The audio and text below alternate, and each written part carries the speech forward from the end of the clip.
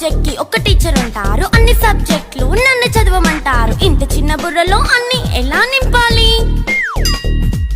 Class work, home work, fair notes అంటారు. Subject కి 3 books పెట్టి బ్యాగ్ నింపుతారు. ఇన్ఫాక్ట్ నా బరువు కన్నా నా బ్యాగ్ బరువే ఎక్కువ.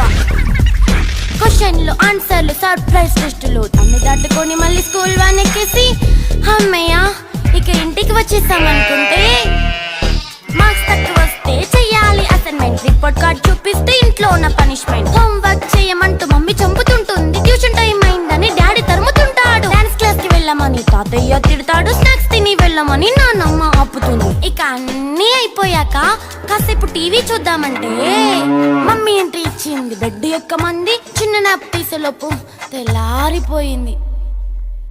అయ్యో మళ్ళీ మొదలు ఈ స్కూల్ కష్టాలు.